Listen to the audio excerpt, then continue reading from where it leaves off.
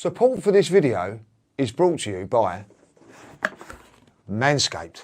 Join over 4 million men worldwide who trust Manscaped with this exclusive offer for you, 20% off and free worldwide shipping with the code LJTV at manscaped.com. Evening everyone, welcome back to Lead Judges TV. Before we start, please support our sponsor Manscaped. Go over to manscaped.com, use the code LJTV. You will get yourself 20% off of the Lawnmower 4.0. We have fantastic guests tonight. We have myself and Lead Judges. We have Magic Mike on the show and Mr. Tom Canton from the Gooner Talk TV. Mike, let's start with you. You have apparently got yourself Manscaped. Is that right? How is it, sir? I have not purchased one yet. I'm waiting for the right time, which is never for me. But my son, 18-year-old Jake, has. There was a package that arrived a few days ago, made out to him that I don't remember him ordering anything through Amazon. So I said, "What is this?" And he said, "It's from Manscaped." And I said, well, I could have gotten you a promotion code because I know a few people who know some people at Manscaped. And he said, no, I got one already. I don't know if it was from Elliot or maybe it was from Lee directly, because I think you guys are, might be in touch.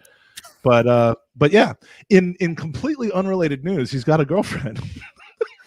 And now Manscaped has come to his there scape. you go, So there we go. Manscaped has arrived.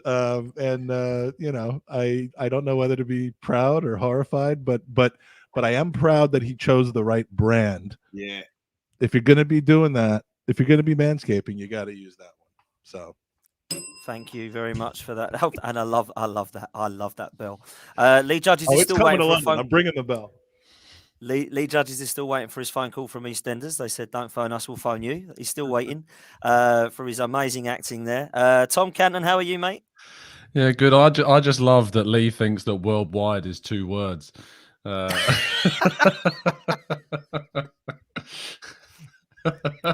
you having you know, knows some English. Go and watch it back again. I love it. It's all part of the script. And I've got to be honest, I am disappointed that I haven't no one's picked up on my acting career yet. I am disappointed by that. Give it time, Judges. Give it time. Yeah, I've got to give it a bit more time.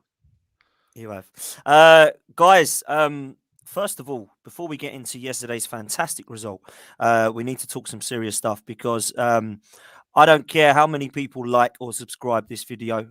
We always do say it because we'd like to grow the channel. But what I do care about is people to listen to us for the next couple of minutes, which we are going to try and promote, not just on this podcast, but on many other podcasts. Now, I would normally do this spiel, but I'm going to hand the reins over to Mike, Magic Mike, who I've invited on today anyway to talk about Arsenal. But a good friend of ours needs our help. In the bottom left, you will see how to donate to keep one of our friends very, very happy. And I'm going to hand the reins over to Magic Mike. Hey, thanks, Dan. And I appreciate you having me on for this. I got a notification last week, along with, I know you guys did as well, all 3 of you, that our good friend Ola Akande is coming up against a deadline. And Ola is, if you've never met Ola, or if you've seen him on Tom's show, or if for some reason the only place you've seen him is on our show, I would love to find out who you are that only watches ours and not these other ones. But the guy is just what we call salt of the earth. The guy is so nice, so humble, so generous and giving. He supports a family. He's a great family man. He's an immigrant from Nigeria from many, many years ago, right? I believe so. Yeah.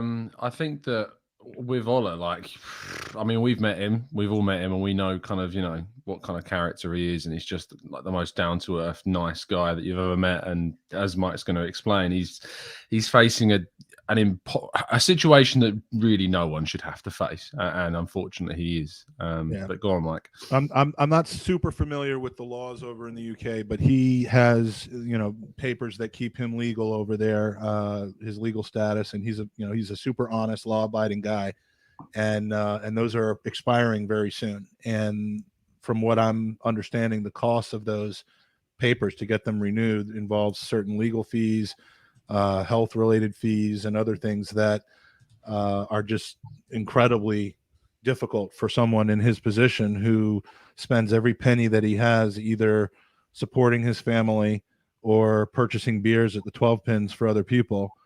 And but the guy just, I mean, he needs help. And if he could have afforded this and done this on his own without help, he would have, because I know that this isn't something that he's super comfortable with doing. But he started a GoFundMe to help raise the funds by March 31st, but hopefully much sooner, to allow him to basically get the legal fees taken care of and get his papers renewed so he can stay here legally and not be in jeopardy of any kind of legal action or jail or anything like that. So if you would please go to www.keepola.here, it's OLA, keepolahere.com. It'll take you to his GoFundMe, and we're a good ways into meeting the goal. We really do need your help though to try to get him pushed over the line, and the guy's just a fantastic dude. I've got some pictures and some videos which maybe we'll share on Tom's show tomorrow, or on ours on Tuesday.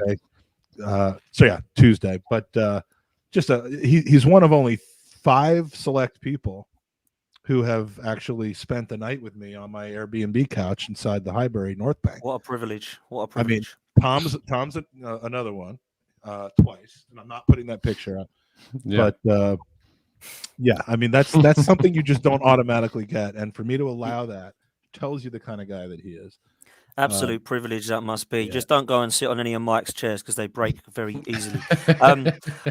In all seriousness, guys, we're in the chat. He took the famous video of me brucking the chair. He did indeed. In all seriousness, though, everybody in the chat, please, we've got well over 200 of you. Even if it's just £1, please head over bottom left. You will see donate here, www.keepola.com. If you can just donate, even if it's £1, £5, I don't care how much you can afford, please. It would mean the absolute world to all 4 of us, and of course Ola and many of his friends. A true gooner and an absolute gentleman. Lee Judges, you know him very well also. And by the way, Lee, if you donate over £100, you actually gain partial ownership of Ola, which comes into play with future sell-on fees, bonuses. If someone buys him a beer, you get a portion of it. So I know that's a lot to ask, but I mean, you couldn't have a better guy to have partial ownership of, which actually is starting to sound really, really bad considering our country's history. I meant from like a footballing standpoint. So thank you, Bobby Chakrabarti, by the way, for your 20 pound donation since we started talking about it. Sorry, Lee, go ahead. No. Listen, I know. Well, I don't really understand the ins and outs of it and all that, but what I do know is that he's a top guy. Whenever you go down a pub, he's very generous. Very, very good guy. Family man. He's got family over here, which makes it even worse, really. That he might have to leave his family behind and things like that. So, and also, loves the Arsenal. Gets down to as many games as he can. I know, like. The other thing is, he's not one of these people that just sits around waiting for things to happen, benefits and whatever. He's a worker. He grafts, always on the road, working, puts a lot of hours in. And sometimes, as we know, can't get to games because he's got to work to support his family. So he's not here just on a ride or anything like that. He's here seriously, puts the effort and work in. And, I think everybody would... love him to stay. So obviously, like if we can get that up to what it needs to be, and then we can have Ola buy me a few more half pints in the future. That'd be lovely. Absolutely. Please, if you can, that would be amazing. Let's talk football. Yesterday, Lee Judges, me and you were there. It was a massive 3 points and a great result, and more importantly, Lee, the atmosphere, yet again, from the away crowd was absolutely phenomenal. Now, we've seen it at the Emirates and away from home this season. It has been absolutely sensational. One of the best I've seen as an Arsenal supporter, it has to be said. And I do have to give the manager some credit for that, because I think that the players that he's brought in and the recruitment has been fantastic. And there's definitely a connect now between what we're seeing. But let's just get your opinions, Lee, of your thoughts leaving that game, because it was a huge 3 points and the atmosphere was buzzing and everyone was happy. Well, do you know what? I've sort of sat down and thought about it today, and I can't remember when I've enjoyed an away game as much as that. I really like, you know, for atmosphere, for everybody getting on. There was no animosity in the away end whatsoever. Everybody going there. Now, the greatest thing about it is that this was a 12:30 kickoff, so everybody had to be up really early. It's never quite the same as an early game, if I'll be honest. But the energy and the atmosphere in that away end was absolutely fantastic. Now, if you've never been to Aston Villa, I think Aston Villa is one of the best away grounds to go to, because it's sort of like modern but old school still. You know, it's still one of the best stadiums. A little bit like Chelsea's, that sort of thing. But we just went there yesterday, and just the singing and atmosphere in there was just non-stop.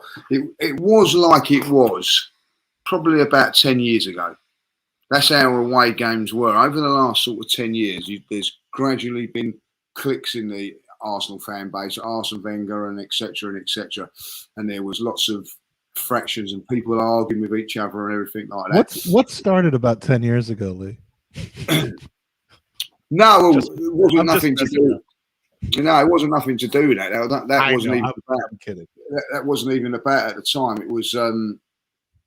It was really mainly about the Arsene Wenger thing, and it got really sometimes not enjoyable going to an away game, because there was arguing going on. Like, someone would say something about Arsene Wenger and someone wouldn't, and it changed, and it started to become a little bit, well, I'm not really enjoying these away games and everything like that. And then over the last sort of few years, it's just been like that. But this season, it has been absolutely back to how it was, and it's just sort of snowballed. And I tell you what, for the first time after an away game, Dan, you experienced it on the train station afterwards. Like, you know, everybody got on the train, going on the train, and just high-fiving people, singing along, singing on the train. I will say thanks for that, judges, by the way. A massive thank you for that.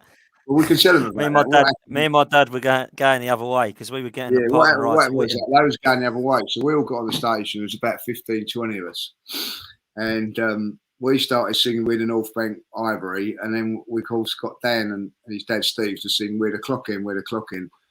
There was another 2 Arsenal fans joined in, and then all of a sudden a load of Aston Villa fans come on the station, and there was, like, by the end of it, there must have been about 100, 150 Arsenal fans on one side, then packed out the stadium, and it became Arsenal versus Aston Villa, a bit of grief. And of course, like, we all got on our train, of course, left Dan and his dad with all the Aston Villa fans going the other way. So we sort of felt sorry for us as we waved you goodbye, like, you know what I mean? So sorry about that. But no, it was a fantastic atmosphere. And what I really enjoyed when we got back to the city centre, people were in the pubs, people getting back on the train, buzzing even on the train, singing on the train, going back home. You know, it was just a really, really good sight. People walking past the aisles, which has not happened before. You know, people are in wrong seats, don't matter, high-fiving each other. It was a really, really fantastic away day. I think got to be down to one of the best. I really, really enjoyed it. Obviously, it helps when you win. I didn't think it was a fantastic performance and win as far as, like, breathtaking football and everything there. It's just like, you know, a good solid away performance. What was more important, we needed to get the result, which we did. It was just a great, great day. Well done, Arsenal. Well done, Mikel Arteta, because he has brought the fans going. I said that when a few weeks ago when I see when we went past him at Wolves and met him, and he was having a photo with everybody. And he doesn't have to do that, but he's engaging. Now, if you've got the manager doing that, guys, then the players will do it as well, because why they follow suit?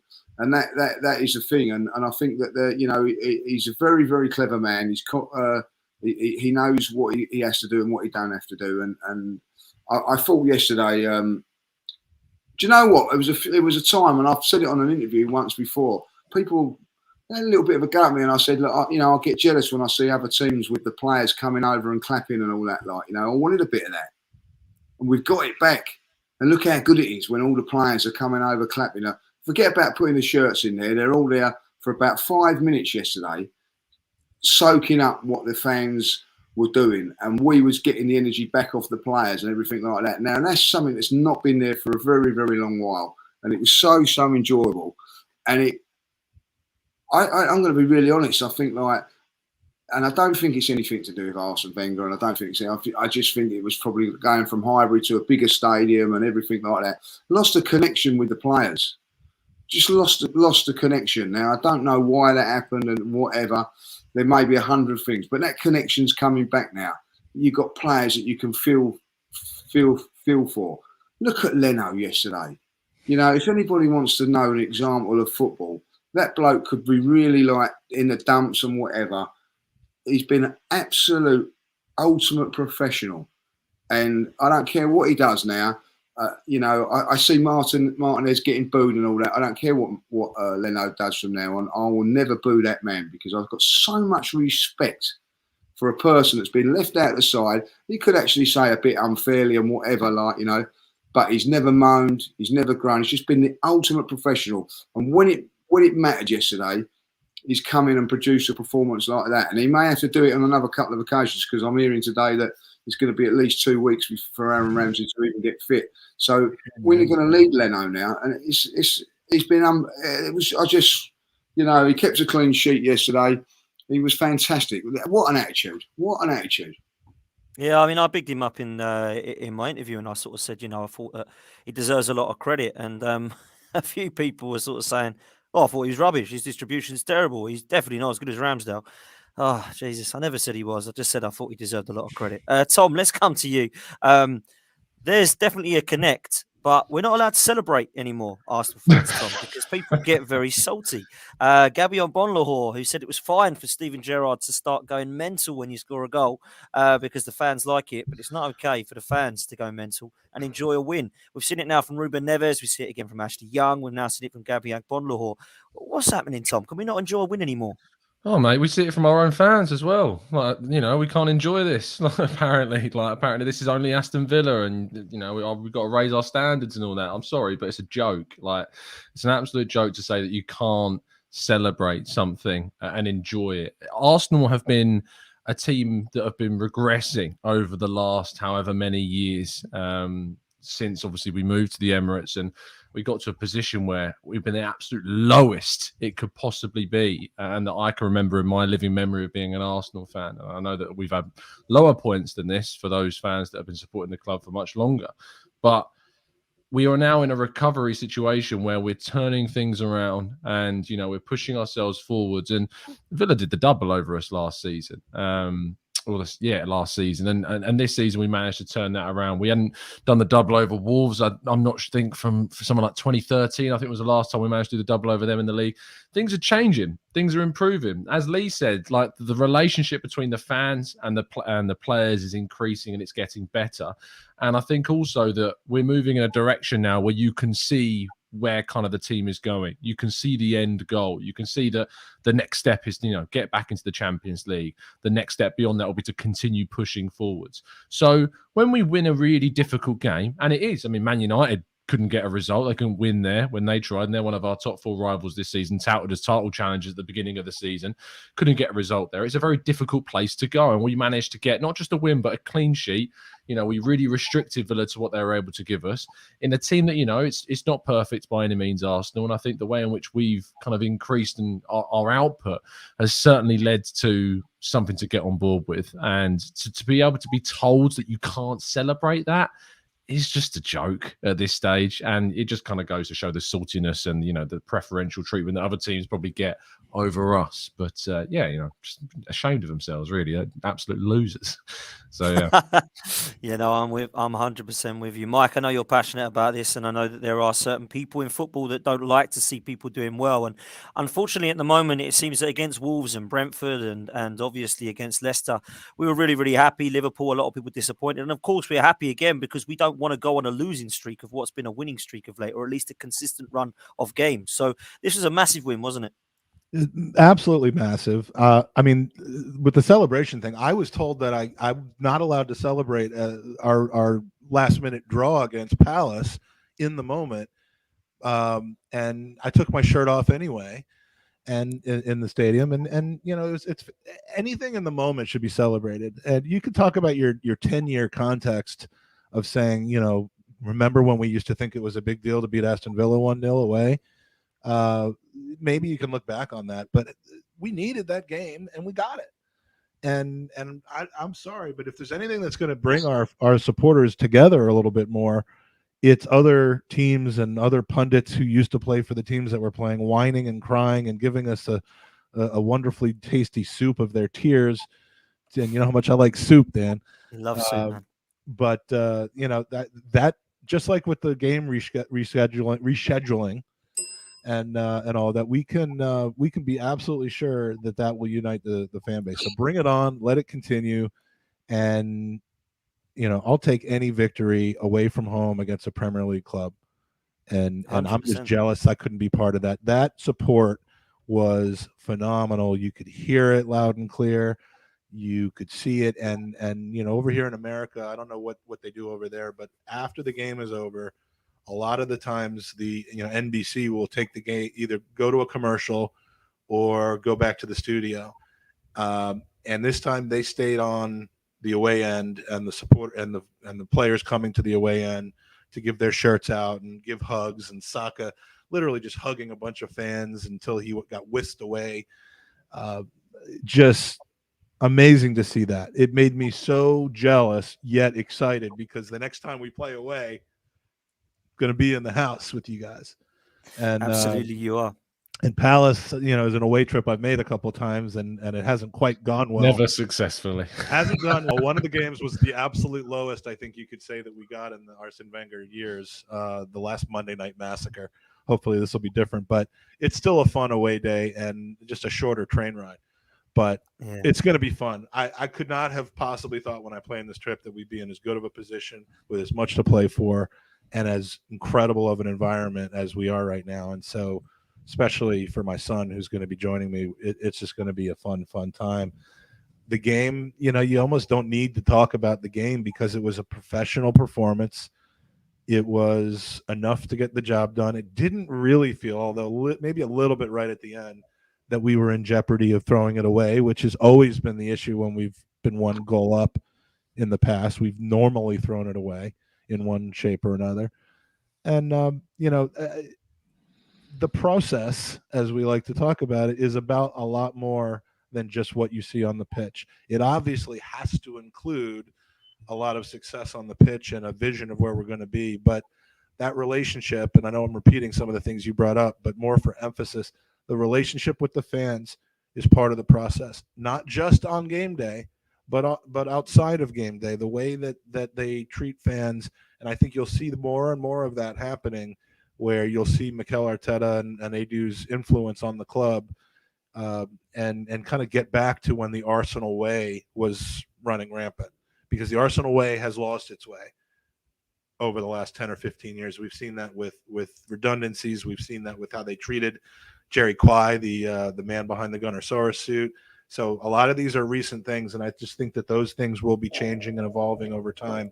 And when you're winning games and you have a likable team and supporter groups, both locally and overseas, that are just really eating the stuff up, the sky's the limit. And falling out of the top four and finishing out of Europe next year and going and essentially reversing our progress will certainly undermine the whole thing. But I really, really don't see that happening. I hate to talk about turning corners, but you're seeing game after game after game now, win, lose, or draw. You're seeing what this team is capable of. And our losses have been either unlucky or momentary lapses, which we still need to work on. Our wins have been professional performances. And, I think the future's bright for us. So I think you're right, Mike. I think you're right, and the future certainly is looking bright with some of our youngsters. Before I come to Lee, I want to bring up this with Tom quick, because me and Tom were talking after the game about some of the individual performances, and I wanted to bring them up because I think that when we all saw the team sheet, Tom, we saw Ramsdale out, we saw Martinelli out. We've obviously seen Cedric come in for Tomiyasu, and we're all sitting there thinking, oh dear, can these guys come in and do it? Let's talk about the 3 players that have come in: Leno, Cedric, and Smith Rowe. I thought all 3 deserve a lot of credit yesterday. I thought all 3 of them had very good games, Tom. Yeah, absolutely. And I think squad depth was the big question we had about us after probably the January window closing. The fact we didn't bring in a striker, we didn't strengthen with any first team players of note. We only brought in, I think, a young left back, Souza, came into the youth side. That was it. But you look at what has come into the team when we've been lacking. Leno being kept. There was rumours that Leno might have gone in January. Now, maybe we've made the decision to keep hold of him. Maybe there was offers, we don't know. But there was a lot of strong links with Newcastle and with other sides. And, we decided to keep hold of him. And I think he came in as an absolute professional during the game. You can see the restrictions that we've got. That he goes long more than Ramsdale does. That we can see possession more when he's in goal from his distribution, but he's still a very competent goalkeeper, made a really important stop towards the end of the game. He commanded his box well. He come and claimed the ball when he needed to, and he was solid. And he gave the back line more confidence. They didn't feel like changing out the goalkeeper for, say, a Runarsson like we've seen in the past really backfire. Smith Rowe coming in, I always think that Tierney plays better with Smith Rowe on the left-hand side, so it's not a downgrade by any means moving out Martinelli for Smith Rowe whatsoever. And I think that when you look at what we got from Smith Rowe was more direct play, more combination play with the left-hand side. There's a little clip going around of him absolutely ruining Matty Cash, which I'm loving, enjoying watching that on replays. His technical skill is great. And, it doesn't have to be a battle. A lot of people link this to the transfer window and in the future and go, oh, why would you sign Serge Gnabry? Or why would you sign these wingers? Where are they going to play? We've got Saka, we've got Smith Rowe. The thing is that when you look at the biggest clubs and our ambitions to be where City and Liverpool are, these teams swap out Sterling and Foden and Grealish and Gabriel Jesus. They swap them all out and they rotate because they've got the quality and because they need that if they want to compete at the top level. So if you want to go and sign a Gnabry, great. Have him compete with Saka. We've got Smith Rowe and Martinelli coming in when one of the others not fit. We're going to have European football next season. Fingers crossed it's going to be Champions League as well. We're going to need the depth in the squad. We need to be ruthless with the squad. And lastly, Cedric as well. There was a lot of questions about him. And a lot of concern and a lot of questions about whether or not we could have even replaced him in the summer in January. And there's a strong argument to say that we could still, and we should still maybe upgrade on him as a possible backup to Tomiyasu. But you have to sit back and appreciate the performances that he's put in. And he's, I don't think we've missed Tomiyasu. I don't think I'd look at that and say we've really missed Tomiyasu. Possibly against Liverpool, there's more of an argument, but I would have rather have seen Cedric still play than rushing Tomiyasu back in for that game. So, I'm very happy with what we've seen coming for those players. Yeah, well said, Tom, and I'm totally with you. Lee, let's talk about Thomas Partey. I'm going to dig you out a bit here, Lee Judges, because whenever I see you recently on interviews, it's always Granit Xhaka, it's always Ben White. I don't see you give big up Partey or Gabriel much. Until yesterday, I heard you go on about Thomas Partey, and I was pleased to hear it, because I thought he was outstanding. Do you know what? I think he's been outstanding for about 5 or 6 games now, Lee, Thomas Partey. We're starting to see the player we all signed, aren't we? Yeah, 100%. I think he's been fantastic since really this season, this January, for this year, shall I say. I think he's been brilliant. I thought he played fantastically well against Man City. That give him the credit. What I will say about Thomas Partey, and it's just something, a little observation, he still has 3 or 4 loose passes in him a game, which he does, and no one says nothing, because if that was Granit Xhaka, they'd be going, oh, look at that bad pass and everything. The difference between Partey and Granit Xhaka is that when he does those passes, they don't score. But yesterday, I just think yesterday's game, I just purred over him yesterday, because watching it as a midfield player, he just totally controlled the game. And I mean that by the way he dictated it. He dictated the pace of it. If it needed to be going up a gear, he'd done it. If it needed to be slowed down, he'd done it. He takes the ball in dangerous areas where if he loses it, we're in trouble. Doesn't bother him. Picks it up, plays it. If he has to turn, he turns. If he feels it, he can turn. I just thought it was a masterclass of a performance from yesterday. I have to say that. Physically as well, he's got the power to boss teams from that point of view. And he played in a position yesterday where, Coutinho drops into him and can be very, very... I've watched Coutinho over the last few games and I thought, we're going to have problems with him. He kept him very, very quiet yesterday. It was on a couple of occasions. There was one time Coutinho, the ball was dropping down to him. He miscontrolled it because he was looking at Partey. You know what I mean? And then I look at that and I think he's actually got not just the footballing side has got into his head as well. He's worried about where he was and things like that. That was a sort of performance like Patrick Vieira used to do. Just take the game by the scruff of the neck and dictate how it was played, dictate what was going on, pass, tackle. If he needed to run, he run, slowing the game down. It was on 4 occasions he picked the ball up and just played a lazy, slow pass out to the fullback. And what that's doing is just taking the sting out of the game. And for an away performance, a midfield performance, that's what you do. There are times when you've got to take the sting out of the game. And he was just absolutely fantastic yesterday, And I do think he's being backed up with some good support from Granit Xhaka and Martin Odegaard, by the way. That I sat there yesterday at times.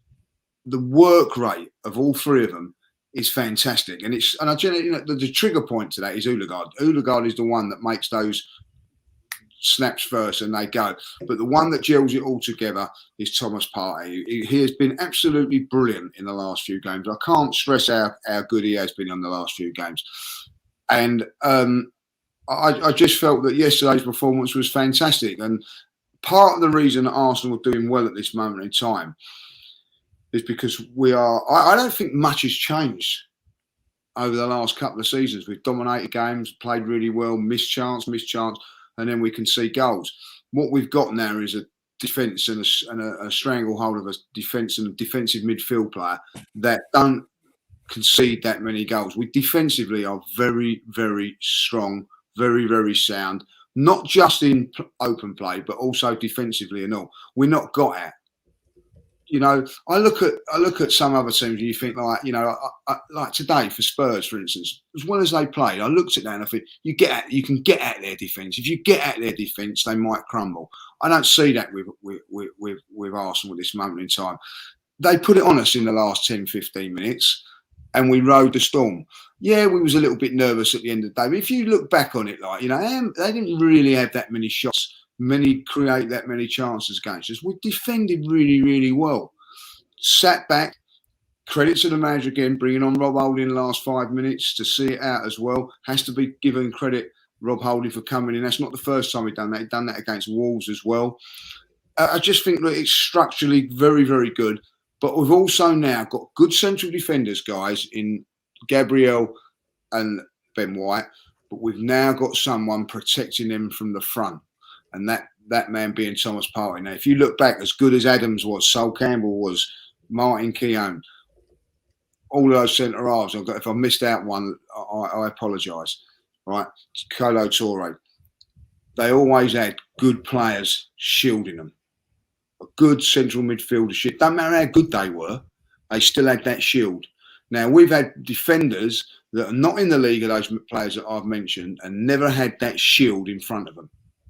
So they were always going to foul. Now, I reckon, like, if I'm just off the top of my head, David Luiz would be a better central defender with the way Thomas Partey's playing in, because he'd have had the protection a little bit more. Ben White, by the way, yesterday was absolutely outstanding as well. I think in the last 6 months, I think he's got better and better and better. And do you know what? I'm a big Gabriel fan. At this moment in time, he's playing a lot better than Gabs, and that just shows you how good he's got, because everybody's going, oh, it's Gabriel. They are an awesome central defensive partnership.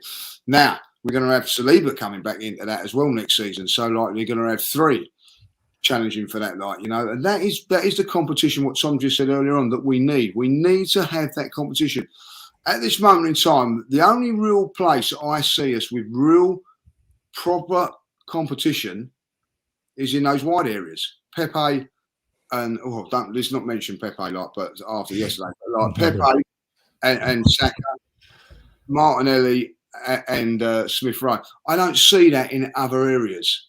I'll tell you what though, Cedric's made a good position for it, but that is where we've got to improve. If Partey gets injured or is out, as has been proved in the past, we are the drop is going to be massive, guys. So, these players have got to stay fit. And that is going to be a big, big worry if they don't, because I don't see no one coming in at that level, particularly in midfield. I was listening to a space last night, Dan and Lee and Tom, where they were absolutely killing Cedric.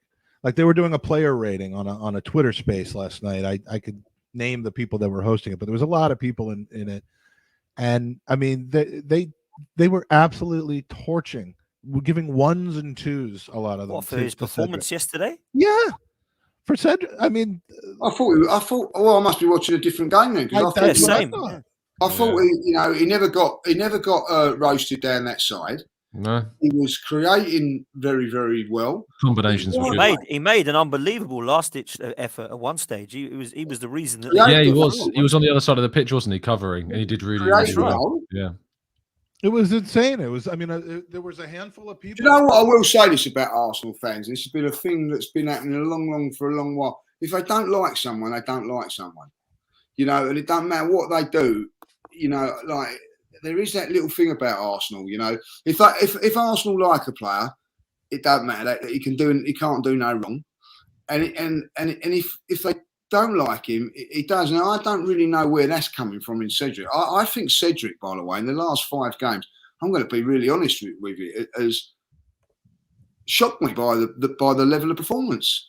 Not just one game, because don't forget when he comes into that side, guys, and this is another thing that people don't realise, he's probably not played for 6-7 games. He comes in, he has to start from real scratch, gets his performances up to a level that he has. I think he's even just been called up to the Portuguese. Yes, yeah. He's replaced Nelson Semedo.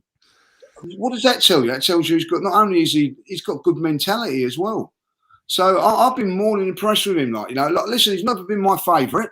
And I'll be honest, you know, but in these last 5 games, when he's done the business, he's done really, really well. And this is the thing with Arsenal fans, and I think fans maybe in general, you know, they go on about Mikel Arteta at this moment of time. You know, whether you think it's right and whether you think you've got to say it, like, you know, that it is. So how many Manchester United fans have had to eat humble pie and not see, you know, have had to change their mind?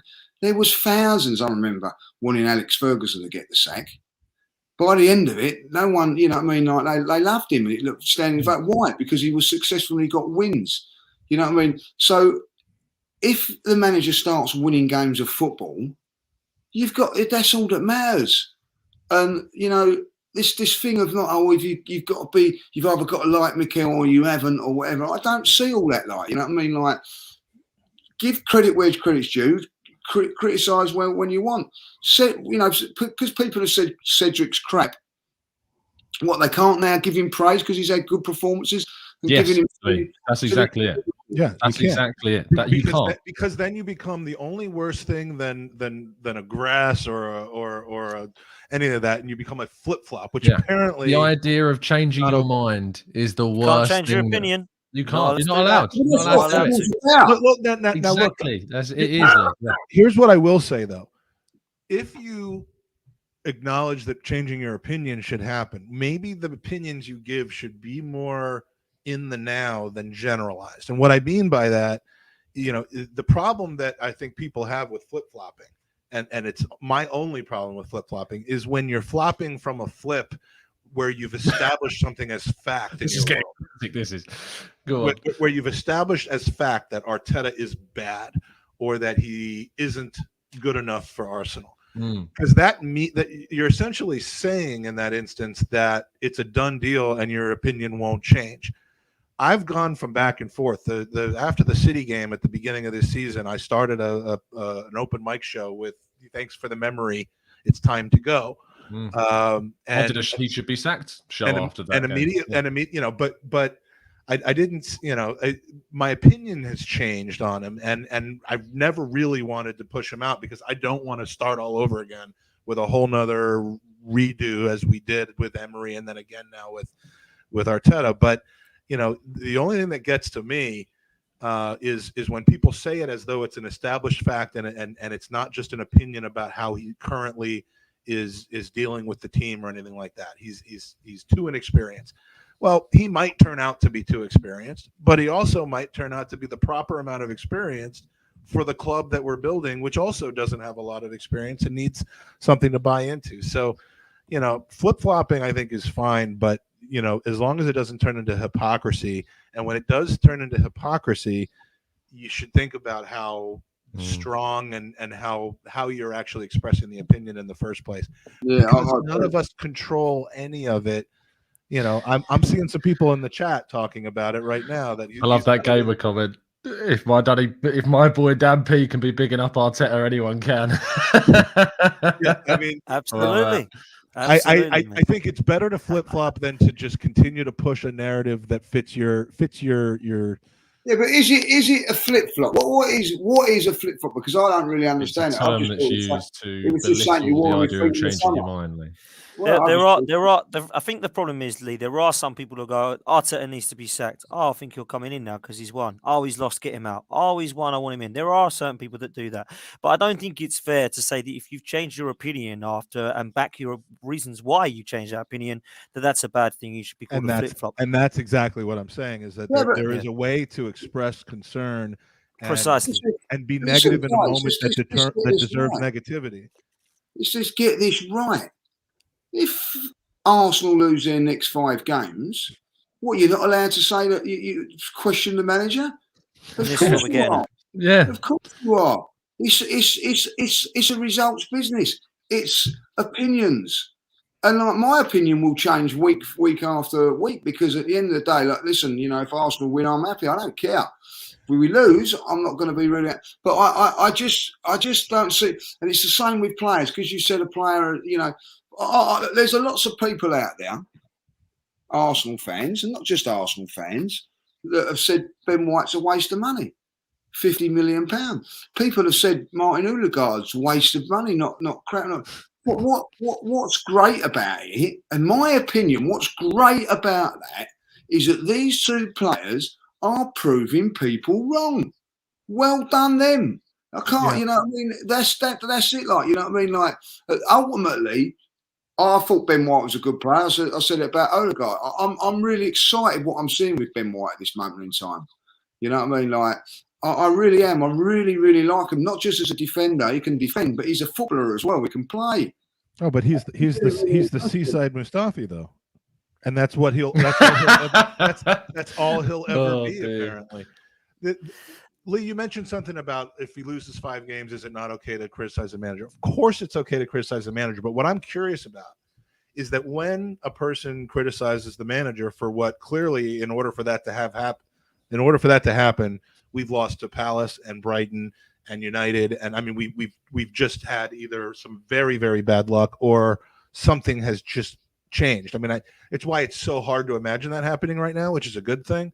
But if that were to happen, clearly he holds a significant amount of the responsibility for it. But do you take into account the things that we also know to be true and are believing at this very moment right now?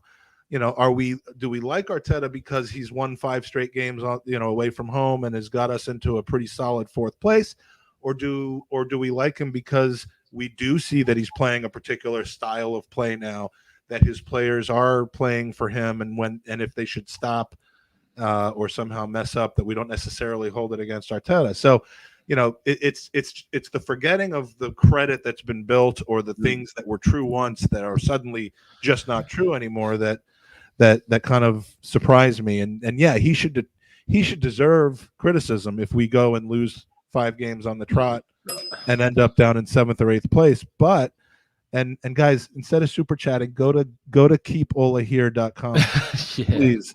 I hate to say that when it's not my channel, but I think that you're right. Dan and Lee would agree that YouTube takes half of that money about. So if you want to show your appreciation for the content that the 3 of those guys are saying and that I'm ruining, please just go to keepolahere.com instead of doing a super chat just for this one show. But yeah, I totally agree with that.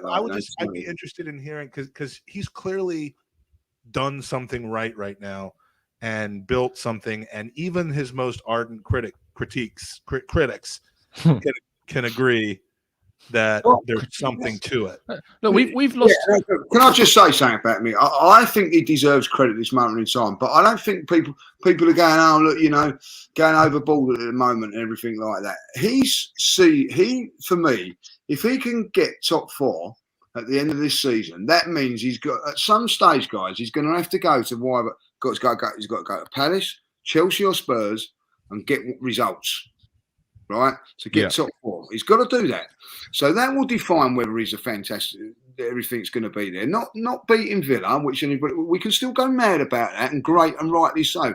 We can still go mad about beating Wolves away and things like that. But here, ultimately, and the team and the fans have got to be right up for these games, because we've got to go and get some more points. We've got to get, I still think to guarantee top 4 guy, I think we've got to get 20 points. I think I'm coming over, so don't worry about it. I've got it in the back. I think we're in a situation where you look. The last time, since October, we've lost 2 league games, and those 2 league games are Liverpool and Manchester City. They're the 2 league games we've lost. We've called for consistency. Last season was an absolute mess in the league. Like we just couldn't galvanise the group. There was issues behind the scenes. And since the summer, it's been a huge change. Yes, we had the first 3 league games of the season, but I think there's context we can apply to that. You know, we lost Aubameyang and Lacazette right at the start. It was COVID affecting things. We then played a great Man City side. We hadn't yet signed the players that we needed. Ramsdale, Tomiyasu when you're in. It was Ødegaard's first start, I think. You look at what's happened since October. We're now nearly in April. You know, the only teams we've lost to in the league are Liverpool and Man City. People have been calling for Arteta to show consistency, calling for the players to show consistency, and we've got that, and we are showing that. Yes, Lee, you're absolutely spot on, and we've got games coming up that we need to prove ourselves in. We need to show against Man United at home that we can beat them, and we need to get a result at Spurs. We can't allow either of those teams to get wins over us if we want to get where we're going. But we are going in the right direction. And I think that I'll get to the end of the season, Dan, and I'm interested to kind of get your reaction to this too, is that 4th place from this point here, we're sitting in 4th now, and we're saying, look, if we don't get it, it'll be a huge disappointment. But we've created that opportunity for ourselves. Yes, Spurs have dropped points. Yes, United have dropped points. But it's not like we've just, also dropped points like the whole season. As I say, the only teams we've lost to since October are City and Liverpool in the league. We've put ourselves in contention. Yeah, we've put ourselves into a position. Everton. Look, you look at those. Yes, just very true.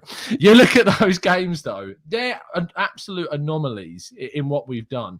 I meant November, as annoyingly. Was it the start of December that we lost those games?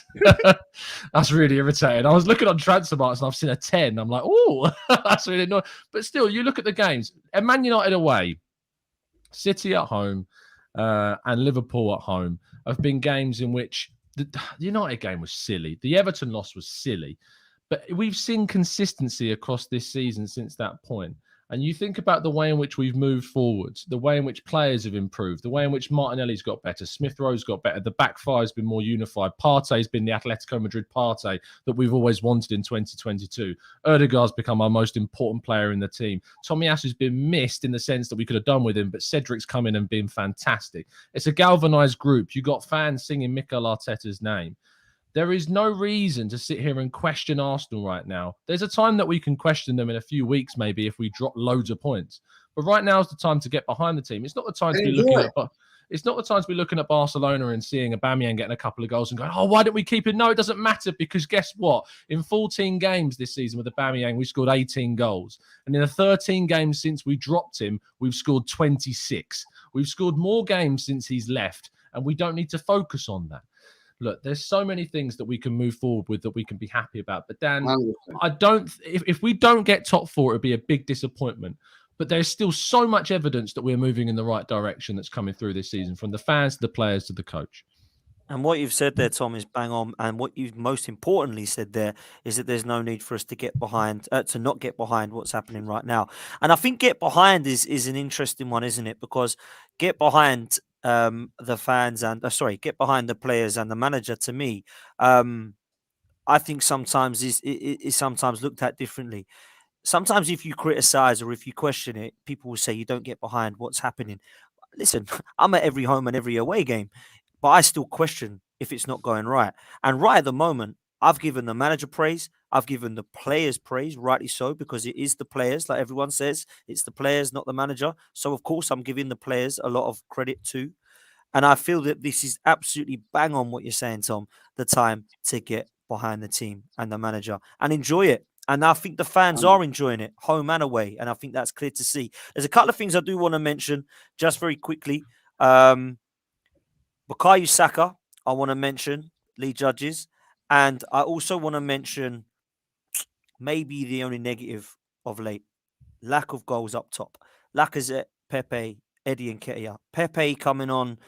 Listen, I've tried to say that I think he gets harshly criticised. I thought he was shambles when he came on. I thought Eddie was nothing short of embarrassing when he came on. Wasn't even trying. Just didn't even look like he cared. Like, why are we still playing this guy? He wants to go. Just stop bringing him on. I'd rather play that Beref or bring on Tavares and try something else, because this is just ridiculous bringing him on. It's just a waste of a sub. So there is some issues still up top, Lee. We are desperate for a striker. And right, Tom says, rightly so, we shouldn't be going on about it, but Aubameyang scored 2 in the El Clasico tonight, and he's got an assist. He scored 8 in 8. And of course, everybody starts to say it's frustrating because we should have kept Aubameyang and we're lacking goals. Now, whether you believe that's right or wrong, the fact is he's still scoring and our strikers aren't. So, of course, that question mark's going to be brought up until we buy that striker in the summer, because it's going to happen. But Lee, it's frustrating that Lacazette is not scoring goals and Eddie and Pepe are just not doing it either when they're coming on. Well, listen, this is what we've gone. And listen, if we don't get top 4 at the end of the day, one of the reasons will be that for this reason, because he's relying on Lacazette, who I thought looked very, very jaded yesterday. I don't think I'm going to give him a little bit of a pass, because I felt that, we've played 3 games in 6 days, difficult games, and probably that last one was a little bit too much for him. But ultimately, we haven't got no one else to come in there, really, or we're not even trying anybody else in there. And that's my little bit of a worry for under Mikel. Why isn't he, if anything happens to Lacazette, what are we going to do?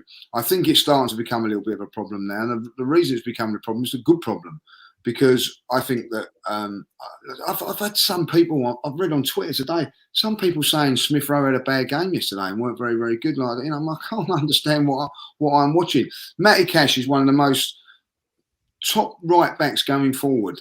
He hardly got forward because, he was worried about Smith Rowe, you know what I mean? And some of the skills and some of the football that we played, interacting little footballs in and around the box and all that. Can we just say that we would not have those intricate little bits of play if Aubameyang was playing? Can we get that straight? Because he hasn't got that hold-up play. He's a goal scorer. So we ain't going to get all of those sort of things. That's why we're scoring more, Lee. And we're goals by committee. Goals by committee, isn't it? Goals by committee. And isn't having the committee scoring a little bit more important than everyone complained that what was the year that was it Arteta's first year or Aubameyang's first year? Everyone complained that Arsenal got such a high percentage of their goals from Aubameyang, and that he was the only reason we did as well as we did, which was not well. And and it was an absolute travesty, because if his conversion rate was, and his XG and his BS and all that shit, it was so high that it was like unsustainable.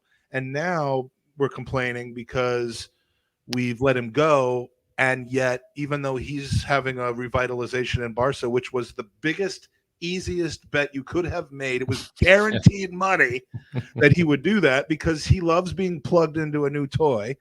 And then loses it after. We knew this was going to happen. We knew this was going to happen. He's an elite striker. He's an elite striker. What I also knew was going to happen was people complaining and bitching and acting like he would have scored all those same goals for us. It's a lesson for us, though, Mike, of what we need to look for in the summer.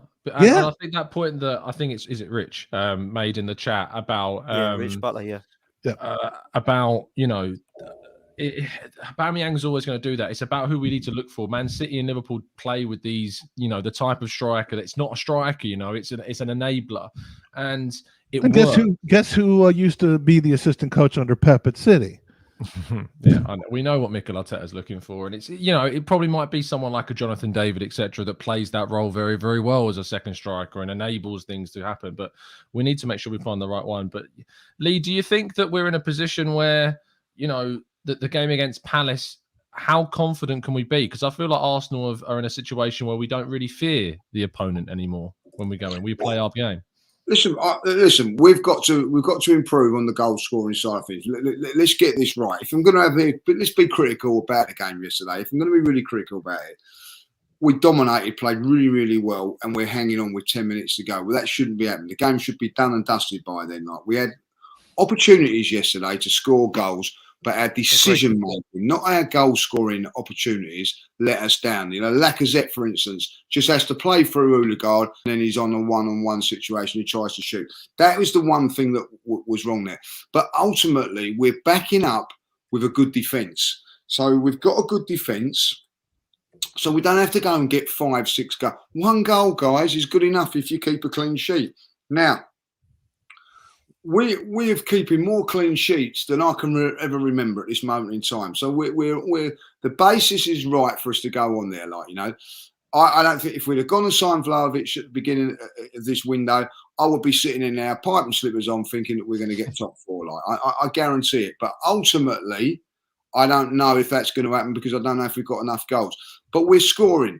Saka's improved on his goal scoring ratio. We've got Smith Rowe. Martinelli will come in and score goals. So I do feel, and you know, it might click that Lacazette does score a few goals. But what I see yesterday of Lacazette is that he hasn't got that energy to come deep and then get into the box. And that is the problem. We need someone that can do that. And that's not, it's just, he's not physically up for it no more. And it's a shame. But ultimately, I don't think that we've got to be panicking about that situation. No, I think you're fair play. Lee, I'm going to let you shoot off because I know you've got another podcast. But want to say thank you, mate. And I know you're Mr. Popular, so I'm going to love you and leave you and let you go crack on, man. But we'll speak to you very soon, Lee, all right? Okay, cheers, boys. Thank you. Take care, Lee. What I do want to do is replace Lee with somebody. I want to bring in Ola. Ola, how are you, mate? You're on mute. You know what? Forget everything that we said. He can go if he doesn't know how to do a podcast. Oh my days, as usual. Thank you. Hello, everyone, and thank you for bringing me on the pod as well, man. And I just want to thank you so much for the support that you guys have shown, for the support towards the GoFundMe, and you guys have been fantastic. I can't thank you enough. And everybody that's donated, that's shared, that's liked, that's passed it on in any way, shape, or form, I want to thank you all. Thank you so much. It's so appreciated. It's unbelievable. Bro, first of all, you're more sorry, Mike, just quickly. First of all, you're more than welcome.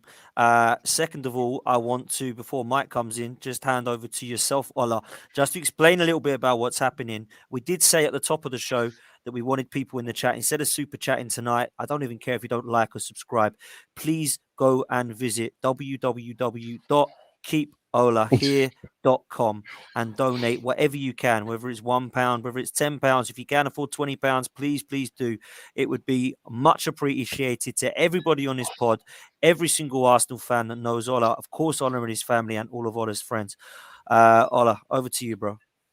Yeah, basically, you know, I did put the actual thing on the GoFundMe site. You could go look on there. I got this application to make towards my resident permit, and the whole legal fees and the health surcharge just got way it got way too expensive. And I work as a carer. I'm a carer. I look after disabled people.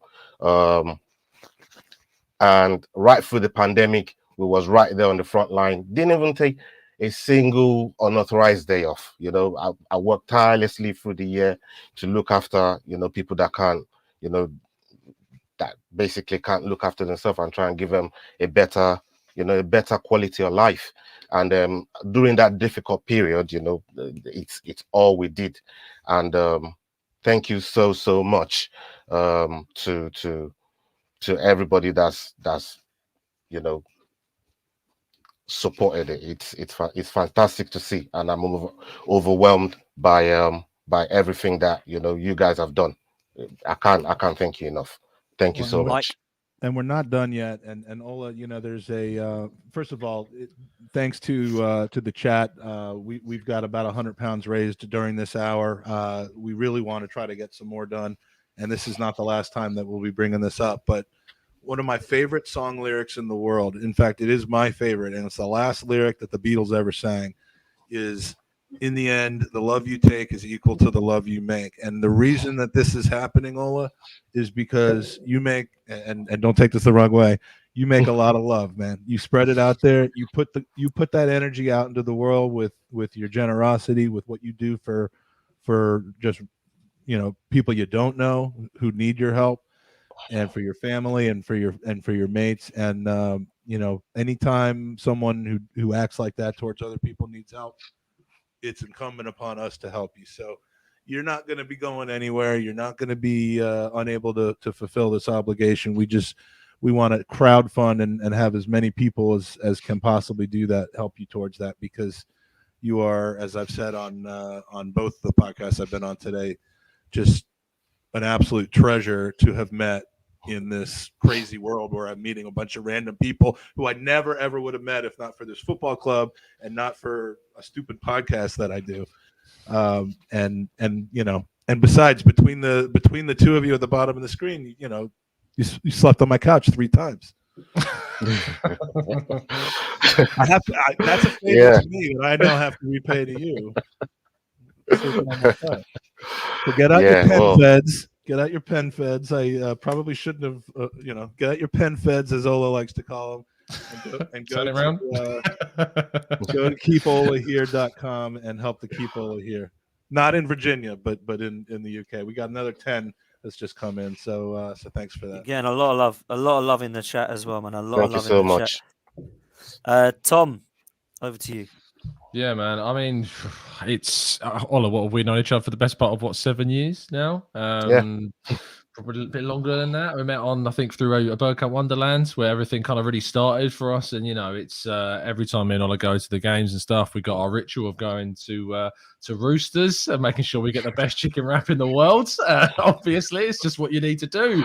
You guys introduced me to Roosters. I love it. It's incredible. And if you've never been, it's by the 12 pins. You should definitely go, but don't invest your money in there. You should go to the Roosters. Absolutely, but before you invest any money in there, you need to invest the money in the fundraiser, because it's important that we keep our boy here. And you shouldn't have to be going through this, mate, at all, and it's ridiculous that you are. But I think you can understand that the Arsenal and the TGT and LJTV and TGP families are all certainly coming together to help you, mate. And thank you so much, man. It took so much for me to even get to this point, and I explained to you guys like pride was in the gutter, man. I gotta tell you, but at the same time, reaching out to you guys, it's and the response I've got has been overwhelming. I can't describe it. Look, I have limited patience for people who try to raise money for things when you know for a fact that they could, should, or would have been able. There are other means, yeah.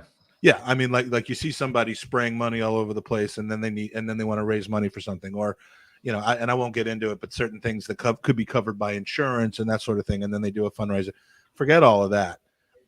For you to have come to us for this, I know that, if there was any way you could have avoided that, you would have. And I know you to also be a person, and I joke about the beers at the 12 pins that one time. First of all, that was 4 years ago. And it was in exchange for beers bought for you as well. But like, you don't spend your money silly. You give it to your family, you give it to others, you get by. So trust me, I mean, this is one that I wholeheartedly support, and I'm gonna see you when I'm over in a couple of weeks, and you'll have raised the money by then. 100%, man. And listen, there's a lot of people donating, a lot of people getting involved. Thank you so much. And I must say, if you do have any issues, because some people have some issues with the link, then please go into the description, and it is there for you to click on. So please get yourself over there and donate whatever you can. If you can do that, that would be absolutely amazing to all of us here, and of course Ola and his family. Ola, let's turn it back just to football before we do end. You're a massive gooner. I know you're massive into your boxing and MMA as well, but you're a massive Arsenal fan, massive football fan. So I wanted to ask you how things have been for you as an Arsenal fan, about the Arteta regime, the new process, so to speak, the young players, the connect with the fans. You must be enjoying things at the moment, mate. Football has been good up until Klopp rocked up the other day and ruined the party, ruined the streak that we had going. But I wanted to see the bounce back ability. Because Love that I've done word this. as well. Love that word as well. You know, we've been hearing that word. I mean, like Heavy D, salute to Heavy D, RIP to Heavy D back in the day, but he's been dropping that word there from time. And look, Arteta's doing all right, and every time I've had to give him credit. But my point is, and which I've said, there's always room for improvement at the club in any facet, in any position. That includes the manager. That includes our owner, right?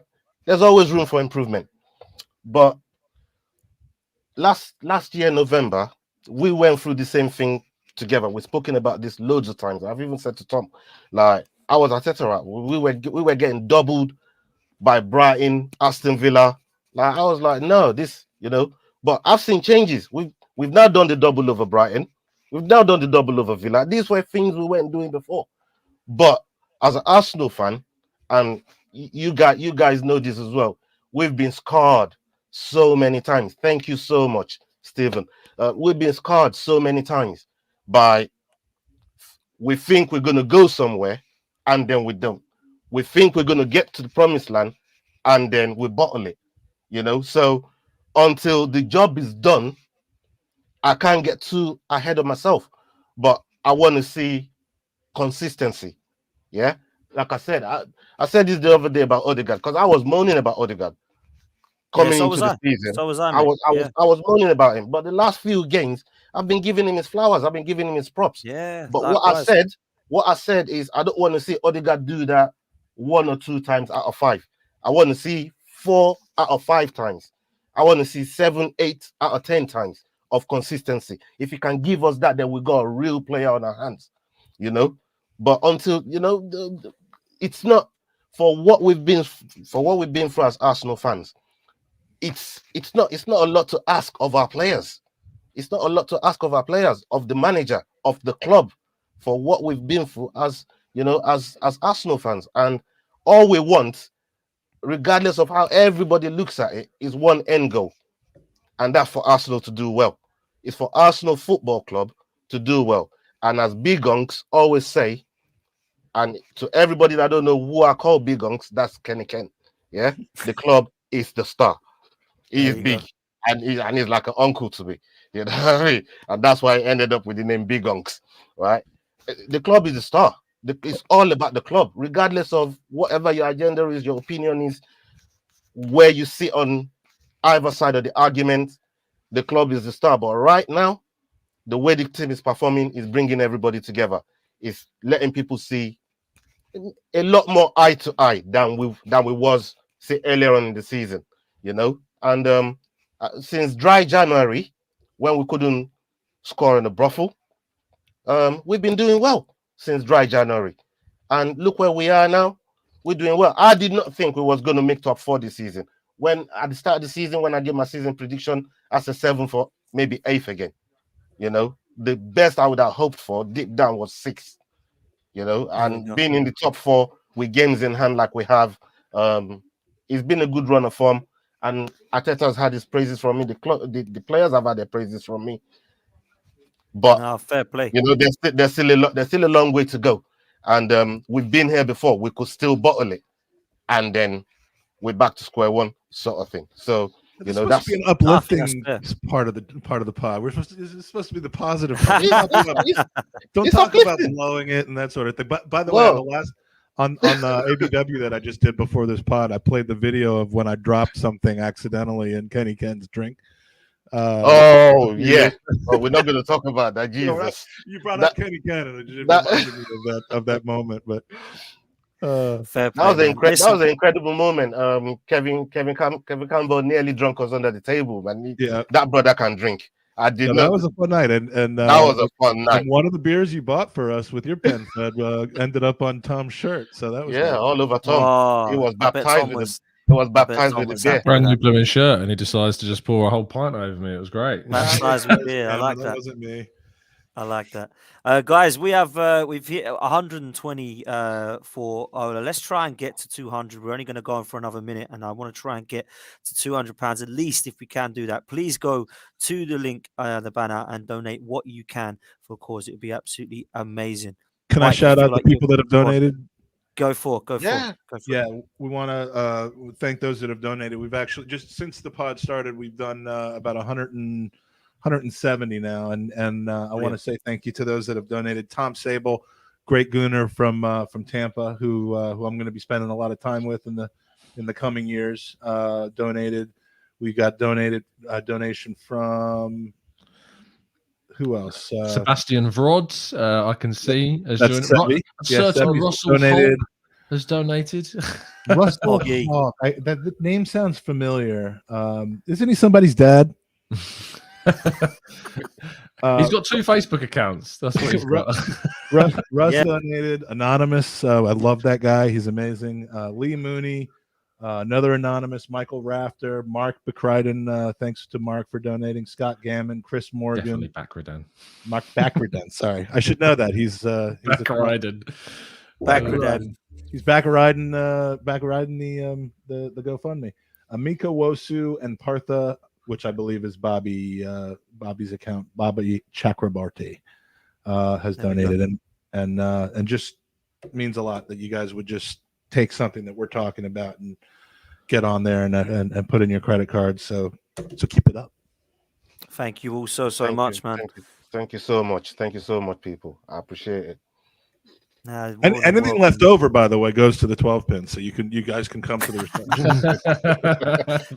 Not directly to the 12 pin. But yeah, it would be spent in the 12 pins, and you're all invited. Listen, thank you all so much. So kind of people, and great to see the Arsenal family keeping together, man, and sticking together and supporting one of our own. And that's exactly what we're trying to do for you, Ola. So I hope that this won't just be this podcast. There'll be other podcasts. I know Mike's doing stuff over on his, on the Gooners podcast. Tom's doing stuff on the Gooner Talk. And I've asked Harry Simu to do stuff on the Chronicles of a Gooner.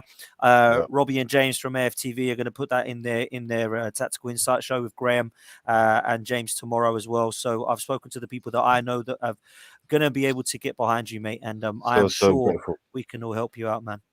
Yeah, man, I appreciate that, man. So grateful, man. Thank you. Nah, you're more than welcome. Just before we do round up, I have to do this. I love doing this before we finish. Mike, let's start with you. I love Mr. Positive. Are Arsenal going to make Champions League this season, Mike? Yes or no? Hell yes.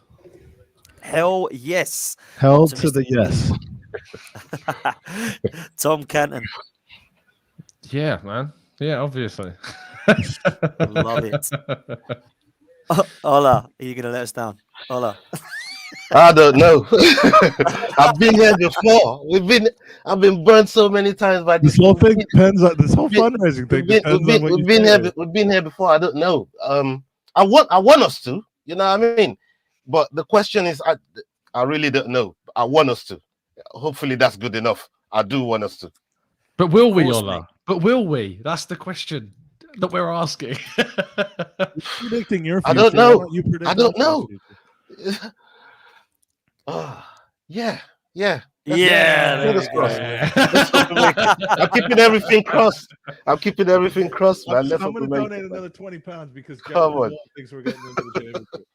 There we go. Someone else is putting more donations in because you've said yes, Ola. There we go. Thank you very much. I must admit, I think we are. I think we are going to do it. I do. I think we are going to do it. I think we're going to get Champions League, and that's me, Mr. Negative, the one who wants Arteta out, the one who wants Arsenal to lose every game. That's me. Apparently, in the mud every time Arsenal win. That's me. But of course, I'm getting losses. There we go. However, there is somebody we know all very well who doesn't think we're going to do it. He thinks we may just miss out. It's Mr. Russell Hogg. Is that Hog Tie? Is that Hog Tie over there? It is Hog Tie. He's used to missing out on stuff, though. So, do you know what? I hope he's wrong. I do love Russ, but I hope you are also very wrong. Listen, this leads me to say a huge thank you to everybody in the chat tonight, everybody for watching. If anyone can hit a like and a subscribe on this video, that would be amazing. And if you could all go over to keepolahere.com and donate whatever you can to help support. That would be so, so great. Magic Mike, thank you so much. How can people follow you and listen to more of yourself? Yeah, I mean, if for some reason you're a masochist and you want to do that, you can follow us on at the Gooners Pod. You can go to goonersubscribe.com for our YouTube channel. I'm the king of the domain names that just point to other things. So go to Gooner Subscribe, and we'll do. I think we're doing our next podcast on Wednesday, and you'll also get some great content from when I come over to Europe next month and do my daily vlogs, which are a lot of fun and should feature these men that you're seeing right here, and the one who left and likes to steal food off of people's plates. Yes, he does, and drinks as well, mate. Honestly, in all seriousness, thank you so much for coming on, and thank you for supporting this tonight. I really wanted to get you on for this, and for all your content that you've done on League Judges TV, man. It's been fantastic to have you a part of the team, Mike. So, top man, I look forward to seeing you at Palace and in the next few weeks. Can't wait, mate. Absolutely. Tom Cannon, always a pleasure, my friend. Gooner Talk TV, what you got going on? Are you still getting on up at 6 o'clock and doing shows? Yeah, I am every day. It's great stuff. And obviously we're gonna have Ola back on the channel as well on Tuesday. I'm gonna talk a lot more about this and stuff. It's gonna be great. We got a lot of content planned for the international break, transfers wise, keeping a lot of dossiers going on possible targets. So yeah, there's a lot to do. And we also hit 10,000 subs on the Arsenal Way, which is another channel that I contribute to as well. So thanks, guys. Well done to that. Brilliant stuff, man. Ola, thank you for joining us, mate, for the last 10-15, man. I really appreciate it. And I hope that anything you need. Bringing me on. Nah, you're welcome, man. Anything you need from any of us and myself, you just drop me a line and we'll sort this out and we'll keep pushing this and we'll keep you here, man. You're not going anywhere, bro. I appreciate it, man. Thank you so much. More than welcome. Guys, thank you all so much for listening. If you do want to continue listening to myself and Tom, then you can head over to the Highbury Squad now, because me and Tom are on there live talking about Arsenal's top 5 underrated players.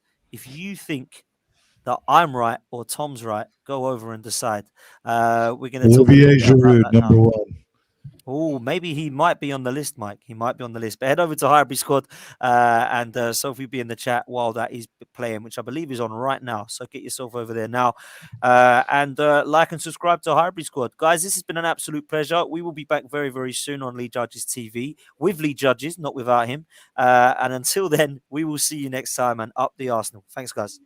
Support for this video is brought to you by Manscaped. Join over 4 million men worldwide who trust Manscaped with this exclusive offer for you, 20% off and free worldwide shipping with the code LJTV at manscaped.com.